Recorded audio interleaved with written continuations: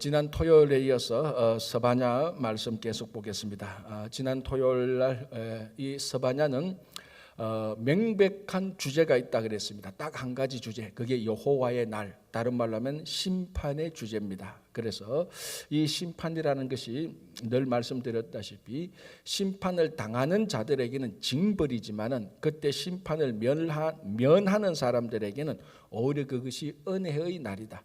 그래서 현재 핍박받고 고난받고 억울하고 오해당하고 무시당했던 것이 심판의 날에 그게 다시 다 복귀되는, 회복되는, 그리고 지금 억압했고 차별했고 무시했던 사람들은 심판의 날에 그게 뒤집어져서 거꾸로 되는 그런 기능을 하는 것이 바로 여호와의 날입니다. 그래서 여호와의 날이라는 메시지를 들으면서 두렵고 떨리는지 아니면 기대하게 되는지, 이제 그게 현재 내 상황을 점검하는 기준이죠. 아, 여호와의 날 이렇게 말 들으니까 막 겁나고, 야, 그런 날이 오면 안 되는데, 이제 그런 사람은 뭡니까? 지금 굉장히 뭔가 모르게 찔리는 것이 있다는 거죠.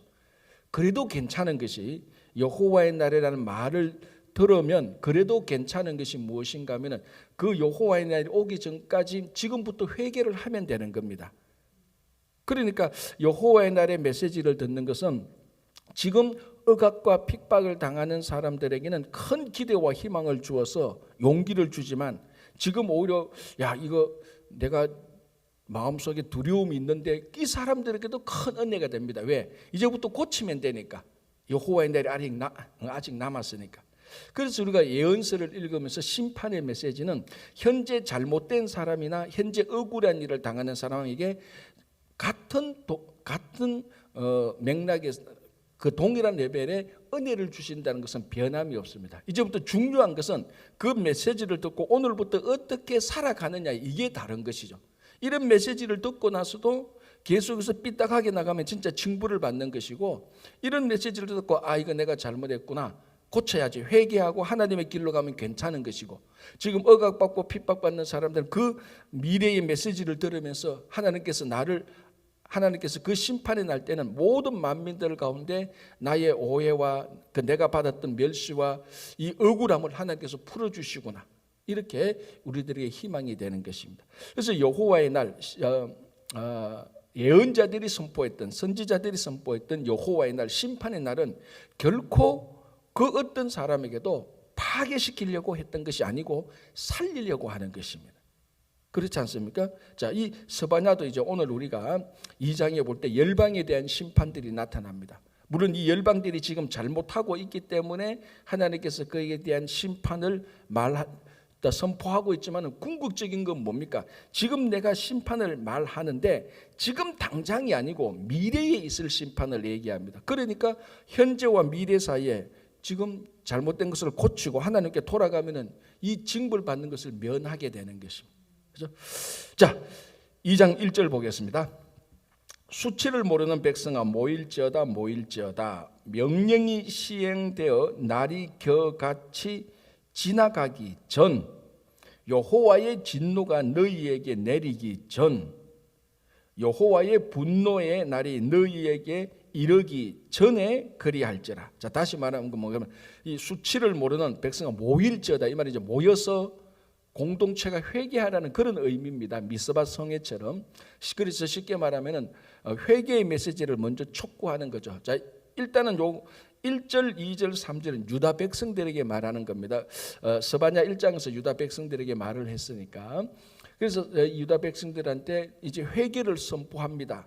자, 그래서 이 회개를 할 때 이때는 타이밍이 중요한 겁니다. 오늘 1장 2절에는 자, 회개는 무엇을 회개하느냐도 중요하고 누가 회개하느냐도 중요하고, 하지만 오늘 이 2장에서는 무엇이 중요한 거면 언제 회개하느냐가 중요한 겁니다. 언제? 자, 오늘은 뭐라고 말합니까?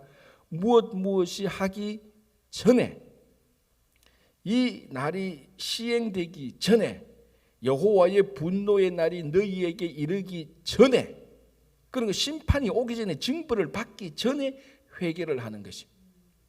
가장 멍청한 사람이 해초리 맞으면서 회개하는 겁니다. 그러면 뭡니까? 맞을 건 맞고 회개할 건 회개하고, 회개를 하면 안 맞아야 되는데 그래서 이 회개에는 타이밍이 굉장히 중요합니다. 언제? 타이밍 언제? 지금. 무엇을 또 굉장히 중요하죠. 무엇을 잘못했는지 아는 것처럼 이때는 지금 여호와의 날을 말하니까 이 날 자체가 타이밍, 시간이니까 너희들은 언제 여호와께 회개하느냐? 그 진노가 오기 전에 하라. 이렇게 얘기를 하는 것입니다. 자, 그리고 3절 한번 보시기 바랍니다. 여호와의 규례를 지키는 세상의 모든 겸손한 자들아, 너희는 여호와를 찾으며 공의와 겸손을 구하라 라고 말합니다. 자, 이 회개를 피하는 방법은 여호와 진노가 임하기 전에 하는 것도 중요하지만은 무엇을 하는 것도 이제 중요한 거다. 무엇을 하느냐? 여호와를 찾아라는 것입니다. 자, 여호와를 찾아라. 그리하면 너희가 살리라. 이 말씀이 스바냐 말고 또 어디에 나오죠? 아모스.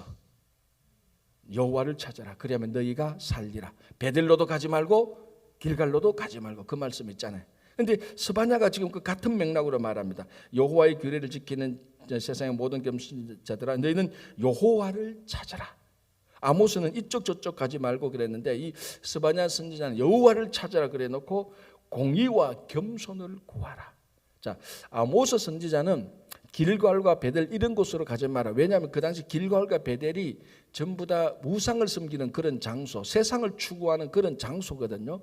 그래서 여호와를 찾는 사람은 세상을 추구하는 그런 불의를 추구하는 자기 이익만 탐하는 그런 곳에 가서 그런 사람들과 어울리지 말라.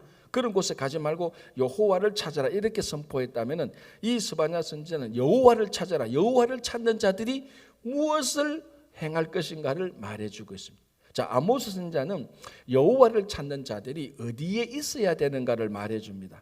길갈에도 있으면 안 되고 베델레도 있으면 안 되고, 그러니까 세상 사람들이 타락하고 자기 이익과 추구하는 그런 곳에 있어서는 안 된다. 그러니까 여호와를 찾는 사람들은 자기 로케이션, 자기가 어디 있는가를 굉장히 늘 살펴야 됩니다. 죄 가운데 있고 육신 가운데 있는지 그걸 늘 살펴야 되는 것을 아모스 선지자가 선포했다면 스바냐 선지자는 뭘 선포합니까? 여호와를 찾는 사람은 무엇을 또 추구해야 되는가를 말해주고 있습니다. 무엇을 추구하라고요? 공의와 겸손을 찾아라는 겁니다.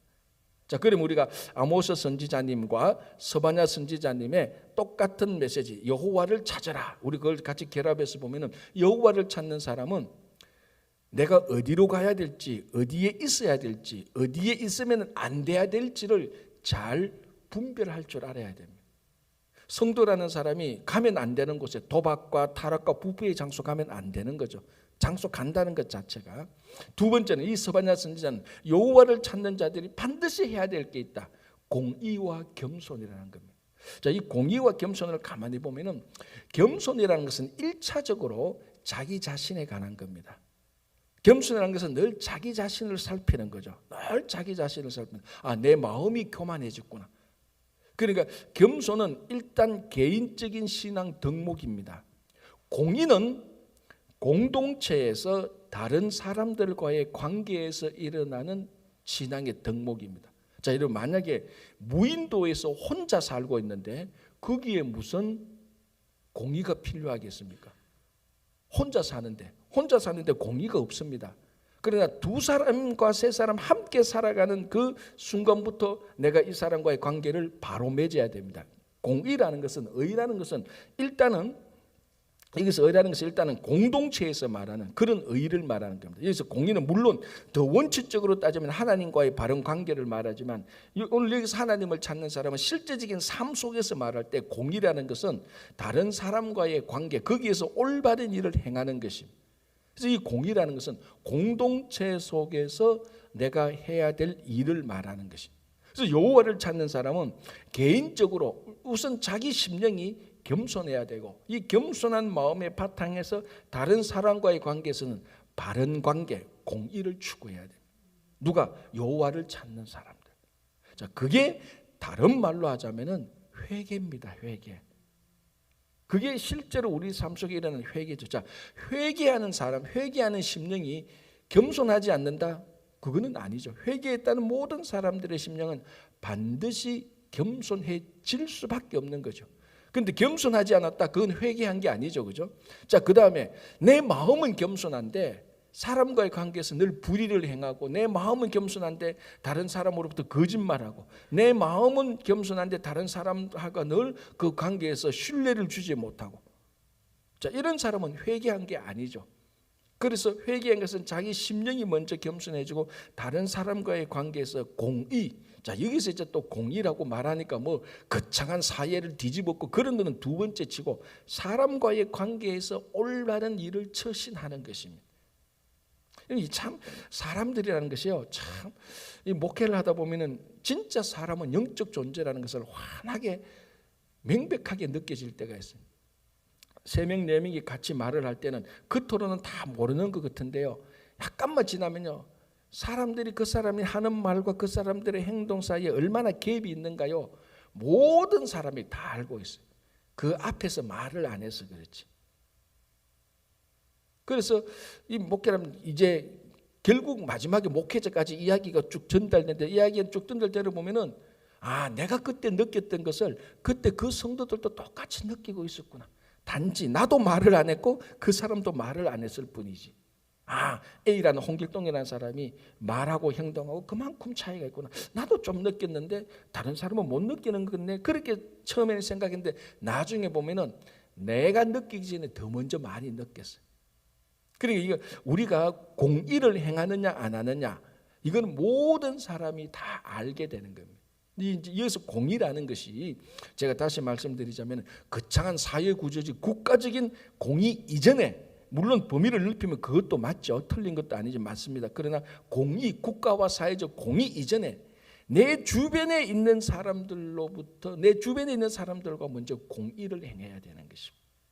자, 이게 여호와를 찾는 날이, 여호와를 찾는 사람이 하는 것이고요. 자, 이제 4절부터 2장 4절부터 끝까지는 유다에 대한 여호와의 날이 아니고 이방 나라에 대한, 열방들에 대한 여호와의 날을 선포합니다. 자, 첫 번째 4절 보겠습니다. 가사는 버림을 당하며 아스글론은 폐허가 되며 아스돗은 대낮에 쫓겨나고 에그론은 뽑히라. 자, 여기 4개 도시가 나오죠. 가사, 아스글론, 아스돗, 에그론. 전번에 누구한테 에그론 하니까 그거 뭐 무슨 그 정유소 석유가스 이름 아닙니까? 이렇게 말하더라고요. 그러니까 가사, 아스글론, 에그론, 그리고 아스돗. 어느 국가 도시죠? 블레셋이죠. 블레셋은 5개 도시가 모여서 이룬 국가 도시라고 제가 누누이 얘기를 했습니다. 그 당시 이제 그리스처럼, 그리스들 다 국가 도시 아닙니까? 아테네, 스파르타 이런 국가들이 모인. 자, 그런데 이제 블레셋은 5개 도시인데 지금 2장 4절에는 4개 도시밖에 안 나와서 한 도시가 빠졌어요. 그 빠진 도시가 어느 도시?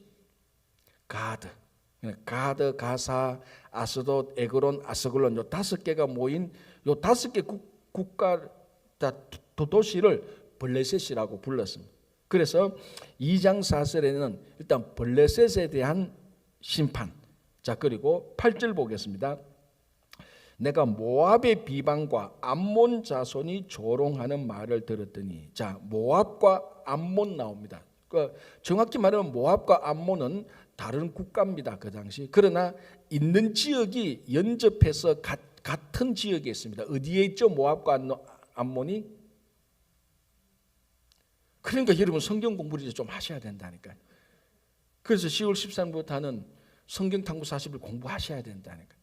여러분 이 신앙생활이 쌓이면요, 결국은 단순히 말해서 성경 지식에 대해서 좀 알아야 성경을 깊이 들어갈 수 있습니다. 이거를 성경 지식을 모르니까, 자, 나쁜 의미로 제가 말하는 건데, 매일 지식은 모르고 은혜만 하니까 이게 성경이 좀 더 깊이 들어가야 되는데, 성숙하게 들어가야 되는데, 이 기반이 알고 있는 게 너무 적으니까 깊이 들어가지를 못해요. 그래서 이제 새벽기도 나오시고 좀 성경 신앙생활 오래 하신 분은 성경에 관한 내용 자체를 알아야 된다. 지식 자체를. 어떤 분은 뭐 지식에 대한 좀 혐오감이 있어가지고 성경 지식을 아는 게 뭐가 중요하냐 하는데, 물론 성경 지식을 더 많이 모른다고 해서 구원 못 받고 그런 건 아니에요. 그러나 성숙한 신앙생활을 가기 위해서는 어느 정도 성경 지식의 기반이 있어야 되는 겁니다. 그렇죠? 자, 그래서 모압과 암몬은 지도를 보면은 요단강 동쪽에 있습니다. 즉 이스라엘 백성들이 출애굽할 때 이 모압과 암몬을 거쳐서 요단강을 건너서 가나안에 들어왔습니다. 바로 가나안에 들어간 게 아니고, 자, 무슨 말인지 알겠습니까? 바로 가나안에 들어간 게 아니고 요단강을 건너서 들어갔단 말이.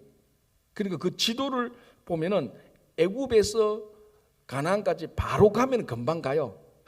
한두 달 걸어가면 금방 가요. 그런데 이것을 삥 둘러서 가게 되죠. 삥 둘러서 요단강 건너기 전에 만났던 민족이 모압 민족과 암몬 민족이에요. 이방 민족이죠. 그죠? 자, 요게 바로 요단강 동쪽에 있는 그 국가들입니다. 이제 거기에 대해서 말합니다. 내가 모압의 비방과 암몬 자손이 조롱하는 말을 들었나니. 자, 그리고 12절 보겠습니다. 구스 사람들아 너희도 내 칼에 죽임을 당하랴. 자, 구스는 뭐죠? 이게 에디오피아입니다. 지금 에디오피아인데 에디오피아가 어디 있는가 하면은 애굽하고 연접해서 있습니다. 그래서 구약 성경을 보면은 애굽이라고 말을 할 때 애굽 국가도 말을 하지만 애굽의 동맹국들을 포함하는 경우들도 있습니다. 그래서 여기서 구스는 굳이 말하자면 구스이지만은 구스와 같이 동맹한 애굽 지역의 그쪽 지역에 또 넓은 의미에서 같이 말을 하는 것이라고 보면 됩니다. 자, 그래서 12절에 구스 사람들에 대한 심판의 선포가 있고요. 자, 그리고 13절 바로 넘어가서 여호와가 북쪽을 향하여 손을 펴사 아수르를 멸하며. 자, 아수르 뭐 이건 더 이상 얘기 안 해도 되죠. 아수르는 유프라테스 그 티그리스 강에 있는 정확히 말하면 북서쪽에 있습니다. 그 이스라엘로 보면은. 그러나 이제 우리가 선지서를 보면은 이 아수르를 가리켜서 또는 바벨론을 가리켜서 죄송합니다. 북서쪽이 아니고 북동쪽, 죄송합니다. 아수르는 북동쪽에 있는 것이죠. 근데 제가 아수르가 북서쪽에 있다 할 때 여러분들은 고개를 살래살래 흔들어야 되는데 목사님 틀렸다고. 제가 틀리게 말해도 아무도 모르고 넘어가는 거예요. 그러니까 모르니까 죄송합니다. 아수르는 북동쪽에 있습니다. 그래서 가끔 아수르와 바벨론을 말할 때 어떨 때는 동쪽에서 온다라고 말을 하기도 하고 어떨 때는 북쪽에서 온다라고 말을 합니다. 왜? 북동쪽에 있으니까. 근데 오늘은 이 아수르를 북쪽에 있다고 본 겁니다. 또 북쪽을 더 강조한 거죠. 자, 지금 제가 왜 자꾸 방향을 말하는가 하면은 이 이스라엘을 딱 이렇게 중심으로 볼 때 블레셋은 서쪽에 있는 국가로 나와 있습니다. 블레셋 정확히 말하면은 북쪽에 있습니다. 약간 북쪽으로 내려가야 되는. 그러니까 북쪽은 약간 내려가니까 궁극적으로 보면 크게 보면 서쪽에 있습니다. 모압과 암몬은 이스라엘이 어느 쪽에 있다고요? 동쪽에 있죠. 동쪽에 지도를 보면은. 그러니까 이 예언서를 같이 여러분하고 저하고 죽이 맞으려면은 약간은 알아야 죽이 맞다고요. 죽이 안 맞으니까 제가 나올 때마다 설명을 하잖아요. 자, 그러니까 자, 블레셋은 요단강의 서쪽, 모압과 암몬은 요단의 동쪽, 구스는 이스라엘의 남쪽으로 보면 됩니다. 애굽하고 다 남쪽에 있으니까. 정확히 말하면 이거는 남서쪽인데 남쪽에 더 포커스를. 아수르는 어느 쪽이요? 북쪽. 자, 그러면 지금 열방에 관해서 네 지역을 말하고 있는데 네 지역을 가만히 보면은 이스라엘을 보고 어느 도시입니까? 동서남북에 있는 국가를 다 대표적으로 뽑아서 징계를 하는 것이. 왜 이런 나라일까? 자, 여기에 왜 레바논은 안 나오고 여기에 왜 시리아는 안 나오고 왜 그럴까? 그는 동서남북으로 딱 하다 보니까 대표적으로 서쪽의 대표적인 국가 블레셋, 동쪽의 대표적인 국가 모압과 암몬, 북쪽 이 당시 서바냐 있을 때는 바벨론보다는 아수르, 또 아수르가 더 북쪽에 있으니까 아수르, 남쪽에는 애굽이라고 말해도 되는데 참 특이하게 그냥 구스라고 말을 했어요. 그 구스, 동서남북을 이스라엘을 두고 동서남북에 있는 열방들을 다 심판해 버리는 겁니다. 그래서 이 서바냐는 유다에 대한 여호와의 날도 말하지만은 그 주변에 있는 모든 유다를 둘러싼 동서남북에 있는 모든 국가들에 대해서도 여호와의 날 심판을 선포합니다. 그래서 여호와의 날은 유다도 예외가 아니고 유다를 둘러싼 모든 열방도 예외가 없다. 다시 말하면은 서바냐가 말하는 여호와의 심판, 여호와의 날, 하나님의 징계는 그 누구도 예외가 없다. 다 심판을 한다는 그런 메시지가 깔려 있는 것입니다. 자, 그리고 이제 하나하나씩 보겠습니다. 자, 2장 4절 가사는 버림을 당하며 아스글론은 폐허가 되며 아스돗은 대낮에 쫓겨나며 에고로는 뽑히리라. 자, 여기에 이 가사, 아스글론, 아스돗, 에고론 다 버림을 당하고 폐허당하고 쫓겨나고 뽑힌다는데요. 여기에 공통된 게 하나 있습니다. 하나 맞춰볼래요? 이게 이걸 의인화해서 말한다면은 가사를, 아스글론을, 아스돗을, 에그론을 사람으로 표현한다고 칩시다. 어떤 사람일까요? 이건 사실은 알 수가 없는 겁니다. 이건 진짜로 여기 그 뉴욕에 있는 목사님 그 100명 불러놓고 얘기해도 못 맞추는, 이건 원어를 봐야 되기 때문에. 그러니까 이 도시들을 사람으로 친다면은 버림받은 여인을 지금 말하는 겁니다. 자, 가사, 버림을 당하면 여기서 원래 단어는요, 처녀 쪽에 버림을 당합니다. 무슨 말인가 하면, 여러분 이스라엘 백성들은 약혼을 하고 결혼을 하잖아, 그죠? 약혼하고 결혼하는 그 사이에, 그 결혼하기 전에 버림을 당해버린 여자를 말하는 겁니다. 가사는. 두 번째 아스글론은 폐허가 되면, 이 말은 원래 뜻은 결혼한 여인이 쫓겨나가는 말, 결혼하고 쫓겨나가는 여인을 말하는 거예요. 세 번째 아스돗은 대낮에 쫓겨난다는 것은 유부녀가, 그러니까 결혼 잘했던 이 여인이 남편으로부터 부정을 저질러서 쫓겨나는 겁니다. 그러니까 이 여인이 우리말하면 간음을 해서 남자가 이 여인을 쫓아내는 그런 표현이 대낮에 쫓겨나는 것이고, 세 번째 에그로는 뽑히리라, 이 말은 결혼한 여인이 아기를 놓지 못해서 쫓겨나는 그런 것을 말하는 거예요. 그러니까 여기 다 보면은 전부 다 여인을 두고 말한 거예요. 무슨 여인? 쫓겨난 또는 버림을 당한 여인을 두고 이렇게 저렇게 표현하는 거예요. 그러니까 이 블레셋은 사람으로 치자면은 버림받은 여인이라는 겁니다. 사람으로 치자면. 그리고 심판받는 거죠. 여러분, 이 당시에는 가부장적 시대고, 자, 그 시대에 여인으로서 가장 수치와 무시와 조롱을 당하는 형편이 어떤가 하면은 남편으로부터 쫓김을 당하는 겁니다. 그것도 자기가 잘못해서 수치와 조롱을 당하는 것이. 그런데 재밌는 것은 우리가 앞에 이사야나 예레미야 이런 쪽에 보면 하나님께서 이스라엘을 심판할 때 버림받은 여인이라고 종종 표현을 했어요. 자, 그러면은 이 스바냐 선지자는, 제가 말했죠, 이 스바냐 선지자는 유다 백성들에게 여호와의 날을 선포하고 있습니다. 물론 내용은 열방들에게 말하지만 자, 오늘 이 블레셋에 대한 선포의 메시지를 누가 듣고 있습니까? 유다 백성들이 듣고 있는 거예요. 스바냐가 유다 백성들이 블레셋에 대한 선포를 말하고 있습니다. 그런데 블레셋에 대한 선포를 가만히 말하는데 듣고 보니까 저거 우리 이야기네 이거잖아요.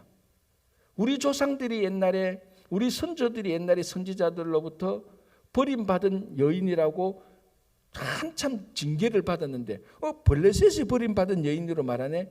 그러면은 뭐가 생각납니까? 자기들이 버림받은 여인이라고 들었던 얘기가 생각나는 거죠. 그러니까 그걸 노리는 겁니다, 하나님께서. 자, 이하고 똑같은 거예요. 홍길동 집사가 잘못했는데 이 사람한테 바로 말하기보다는 옆에 이몽룡이한테 말해요. 홍길동이 잘못했는 거를. 그럼 홍길동은 가만히 듣다고 저거 내 이야기는 가슴이 뜨끔해지잖아요. 그거하고 같은 거예요. 그렇다고 이몽룡이가 잘못했던 거는 이몽룡이도 잘못한 거예요. 그러니까 이걸 블레셋이 이런 일을 안 했나? 블레셋이 이런 일을 당연히 했지요. 당연히 했지요. 당연히 했는데도 그걸 말하면서 옆에 있는 홍길동한테 너도 했잖아, 요 말입니다.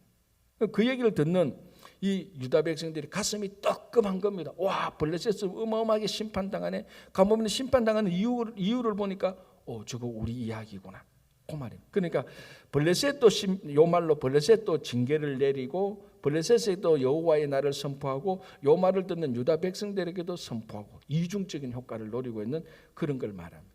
그런데 사실 엄밀히 말하면은 이중적인 효과가 아니고 삼중적인 효과죠. 제 말의 의미를 알았습니까? 못 알아들으셨네. 자, 요 말을 듣는 블레셋 사람들 1중, 2중은 유다 사람들, 3중은 누구? 우리. 그러니까 여전히 우리들은 이 성경을 들을 때 내 말로 안 듣는다니까. 이걸 블레셋 이야기고 유다 백성들은 막 계속 듣는 거야. 블레셋 옛날에 이렇게 했고 유다도 이렇게 했구나.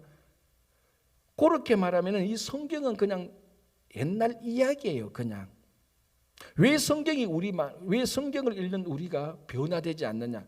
내 말로 안 들으니까. 그래서 제가 1중, 2중, 1중 블레셋, 2중 유다 말할 때 제가 이 말씀 하기 전에도 여러분들은 이게 3중이구나, 내게 하는 말이구나, 그렇게 해야 여러분하고 저하고 죽이 맞는 거예요. 그래서 제가 3중이라고 말할 때 왜 3중이라고 말하겠죠. 그러니까 이 말씀을 나는 빼고 듣는 거예요. 여전히 우리 속에. 그래서 사실은 이 스바냐의 말씀을 듣는 지금 우리는 요 메시지 하나로 2장 4절로 하나님께서는 3중 효과를 보는 거예요. 블레셋, 너 버림받은 여인과 같은 거야. 이스라엘, 유다, 너 이 말 듣고 있지? 너희들이 원래 버림받은 여인 아니었냐? 너희 선조들이 그렇게 선지자를 핍박받았지? 이렇게 해서 끝나면은 별 필요 없어요. 그러면 우리가 원래 태어날 때 죄인으로 태어났잖아. 우리가 원래 우리 속성으로 우리가 버림받은 사람. 그런데 하나님께서 예수 그리스도를 보내서 우리를 구원했지. 그게 이 말씀을 읽을 때 우리한테 이런 일이 일어나야 말씀이 우리에게 우리 영혼을 치고 우리의 변화가 일어나는 겁니다. 그래야 말씀을 읽을 때 이 말씀이 우리들에게 생명이요 양식이 되는데 1중, 2중만 딱 보고 3중까지는 안 오는 거야, 내한테는. 그러면 성경을 읽는 거나 홍길동전을 읽거나 춘향전을 읽는 거나 별반 다를 바가 없어. 그래서 이것이 항상 내게 주는 말씀이라고 이제 그렇게 들어야 되는 겁니다. 자, 5절.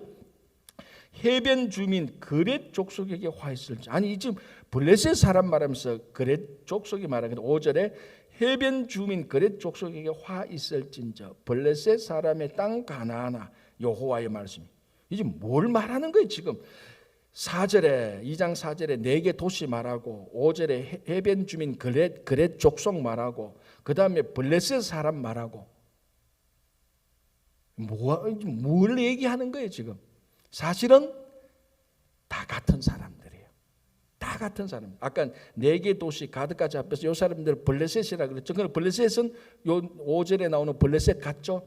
그러면은 해변 주민 그렛 족속은 뭐냐 하면 그렛 족속은 지금의 크레타섬입니다. 크레타섬.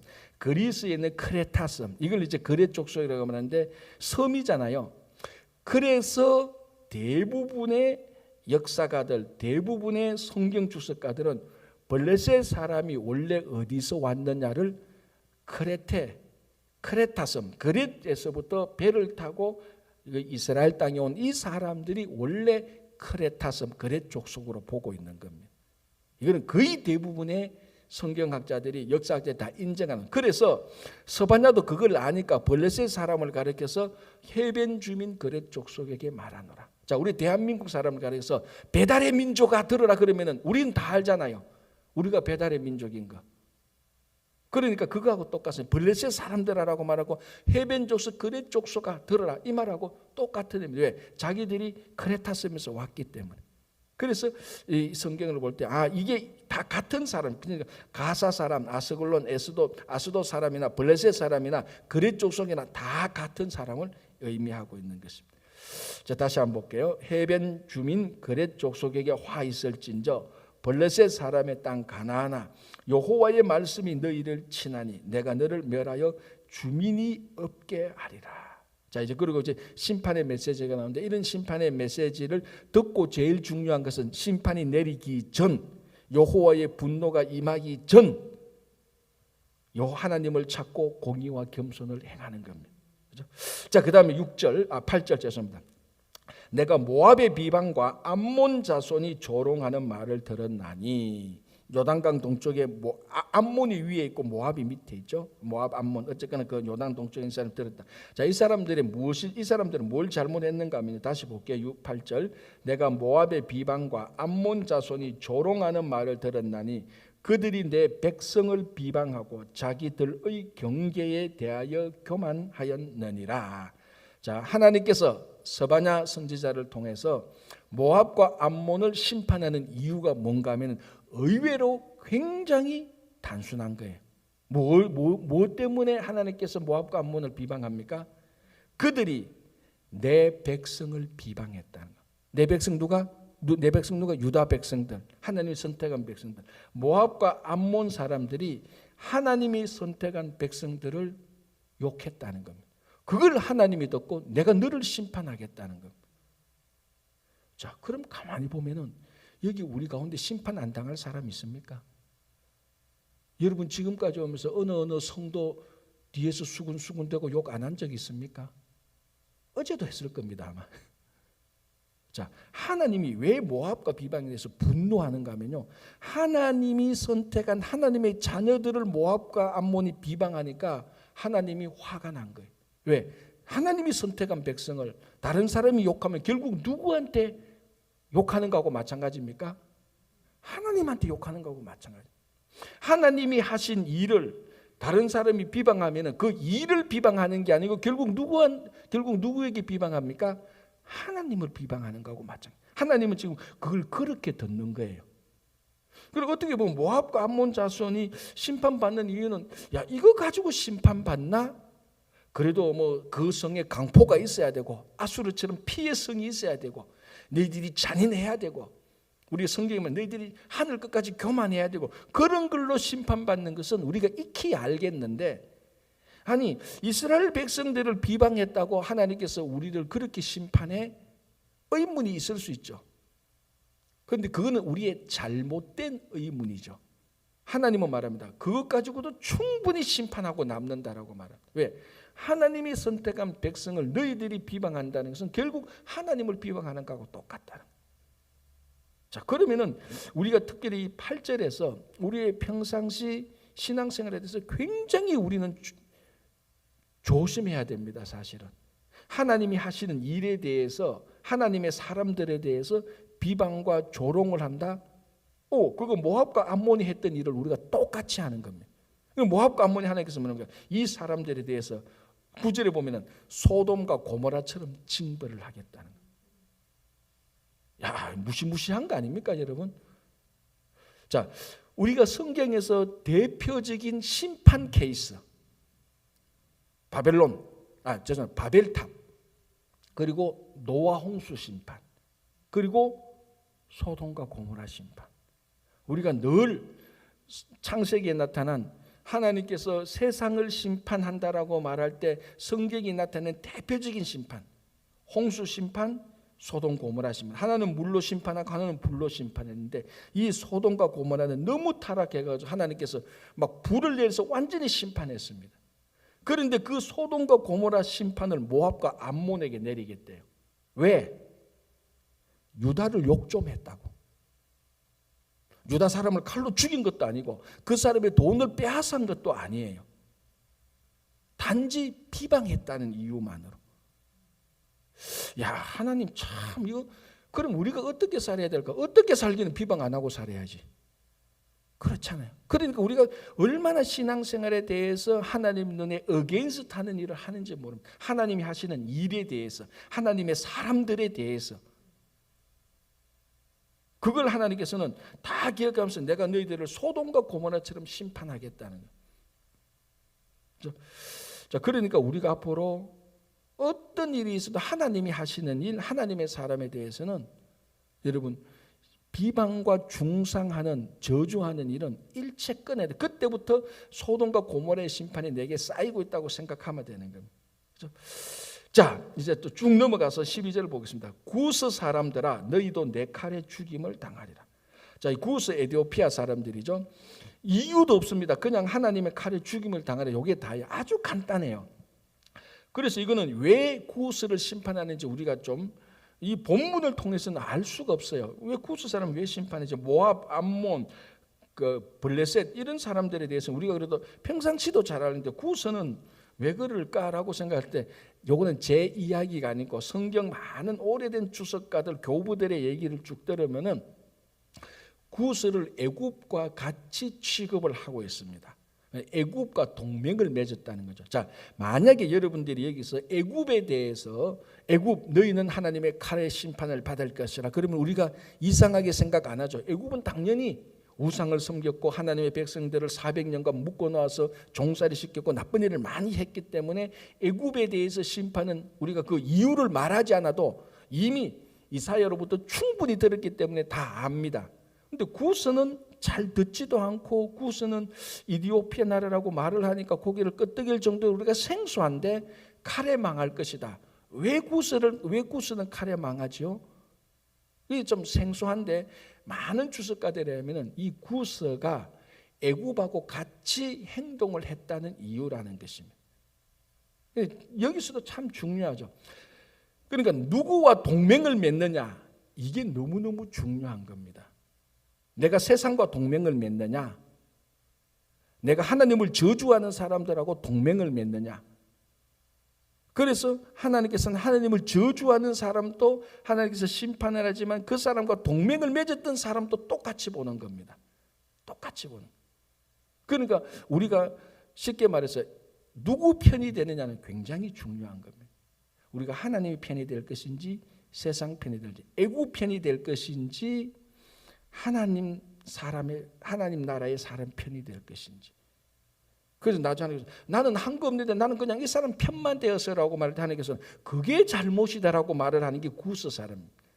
네가 애굽하고 항상 같이 있었잖아. 애굽이 나쁜 말할 때 고개 끄덕이고 애굽이 저주할 때 맞아 애굽이 나쁜 일 할 때 그것도 너도 가입해서 같이 해서 애굽하고 나쁜 일을 했잖아. 나는 한 거 없어요. 애굽이 다 했어요. 그거 필요하지 않다는, 애굽이 했지만 너도 했다는 겁니다. 그래서 우리가 참 하나님의 편에 선다는 것, 그걸 지금 우리들한테 말하고 있습니다. 자, 13절 네 번째, 여호와가 북쪽을 향하여 손을 펴서 아수르를 멸하며 니느웨를 황폐하게 하여 사막같이 메마르게 하라. 자, 니느웨 나오죠. 우리가 이미 뭐 나훔도 통해서 봤고 요나도 통해서 봤고 나오는 이 아수르, 가장 대표적으로 잔인했던 아수르. 니느웨는 굉장히 유프라테스 티그리스 강으로 둘러싸여 있기 때문에 굉장히 견고한 성이고 사람들이 많은 성이고 문명의 발상지하고 같이 있었던 도시입니다. 자, 이런 도시가 황폐하게 되고 이런 도시가 이제 백향목 이런 것들이 다 없어질 것이다. 한때는 번성했지만, 한때는 물이 많아서 아름다운 나무들이 많이 있지만 하나님의 선포가 임할 때에 황폐하게 될 것이다. 지금 번성하고 잘 나가고 지금 모든 것이 잘 된다고 해서 영원토록 잘 되는 것이 아니고, 그건 항상 내려가 막길이 있고 항상 잘못될 수 있으니까, 그래서 교만해서는 안 된다라는 것입니다. 자, 15절 보겠습니다. 이는 기쁜 성이라 염려 없이 거주하며 마음속에 이르기를 오직 나만 있고 나 외에는 다른 이가 없다 하더니 어찌 이와 같이 황폐하여 들짐승이 엎드릴 곳이 되었는고. 지나가는 자마다 비웃으며 손을 흔들리로다. 니느웨가 잘 나갔죠. 사람도 있고 막 문명도 막 이렇게 했는데 하나님께서 심판하니까 황폐해졌고 다람쥐나 토끼가 돌아다니고 물기도 없고 모든 나무도 다 사라졌고. 왜? 여기 보면은 나 외에는 다른 이가 없다. 잘 나가니까 교만 방자한 것이죠. 하나님은 단 한 번도 성경에서 교만한 자를 그냥 두고 넘어간 적이 없습니다. 항상 하나님께서는 심판을 하고 간 것입니다. 자, 이렇게 해서 우리가 내 동서남북을 다 봤습니다. 이게 동서남북이 이미 2000 몇백 년 전 그 이야기가 아니고 오늘날 내 이야기라는 것을 항상 우리가 기억하고, 우리가 이 말씀을 들을 때 말씀이 우리들에게 희망이 되고 용기가 되고 우리의 기준이 되는 그런 오늘 하루가 되시기를 바랍니다. 기도하겠습니다. 하나님 감사합니다. 오늘 또 스바냐 2장 말씀을 들으면서 이 말씀이 유다 이야기도 블레셋 이야기도 암몬 이야기도 아수르 이야기이기도 하지만 오늘날 우리들의 심령의 이야기인 것을 우리가 고백하면서 아버지 하나님, 우리 안에 또 잘못된 것을 심판이 내리기 전에 하나님 앞에 나아가서 또 하나님께서 여호와의 날이 임하는 것을 오래 기대하고 기다리는 그런 심령이 되게 하여 주시옵소서. 우리 가운데 몸이 연약하신 우리 김영만 장로님, 이창건 집사님 주님 꼭 기억하여 주시고, 이창건 집사님 또 내일 아침에 또 수술할 때 하나님께서 그 수술하는 사람의 손길을 어루만져 주셔서 완전히 회복되게 주님께서 역사해 주시옵소서. 또 우리 가정과 자녀들, 교회, 일터 위에 주님의 큰 은혜를 주실 것을 믿으며 감사하오며 예수님 이름으로 기도합니다. 아멘.